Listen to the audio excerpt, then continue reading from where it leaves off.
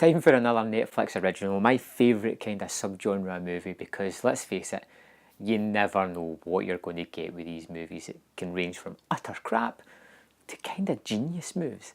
This latest one, Message from the King, is all about a character called Jacob King, played by Chadwick Boseman, who has received a phone call from his sister saying that she's in danger, she's in trouble, she needs help.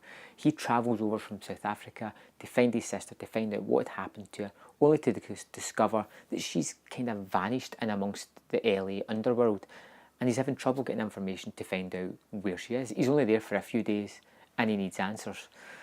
And he starts to dig into her past, what her life was like when she was there, what had happened to her.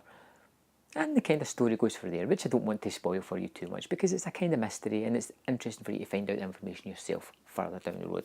Let's just say that I quite liked Message from the King. And that is down to Chadwick Boseman's performance. I think this guy's terrific. Everything I've seen him in has been absolutely captivating. I think he's going to be a huge actor. I think he's terrific to watch and he really sells a lot in minimum scenes. There's scenes of him looking at pictures, thinking things over, judging a situation, and it's all done with a look and a glance and you can tell exactly what he is thinking.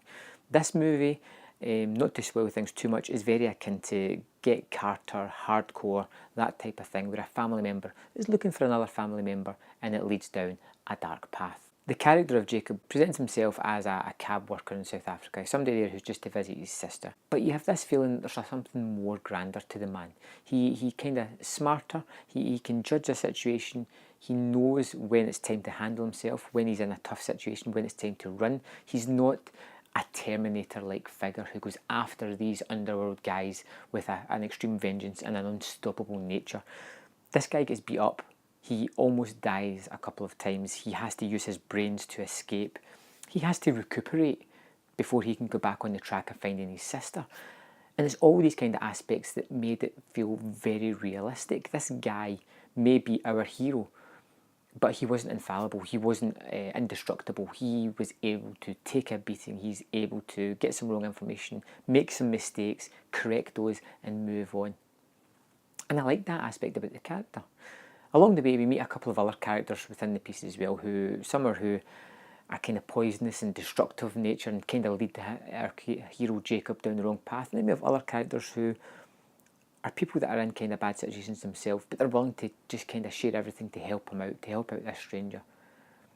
And there's a woman in particular with a young girl who kind of helps Jacob out, and you feel as if the movie could go down the sort of love aspect of it, the kind of thing you're expecting it to do, the kind of thing you've seen happen in countless movies, but it doesn't do that.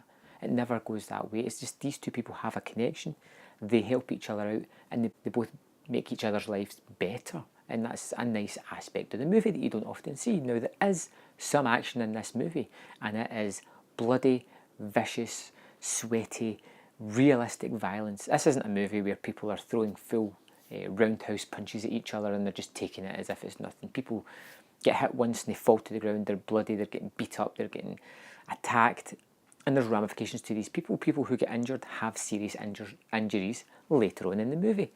Like I said, it's very realistic. It's a lot of thought into it. It's just simple movie making. It's a tale that we've probably seen before, but it's an interesting tale, and I do like the character of Jacob King, especially, well, like I said, because of Boseman's performance.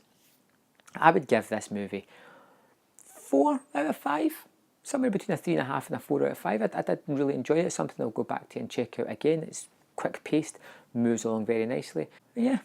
Definitely worth your time. One of Netflix's better movies. So have you checked out Message from the King? If not, you need to get on to it. Please check it out and come back here. Let me know in the comment box what you thought of it, what you thought was good, what was bad, whether you liked the story, whether you felt it was formulaic or you knew where it was going, was the action good? Let me know. We'll have a little discussion in the comment box, and I will see you next time on Man vs Film.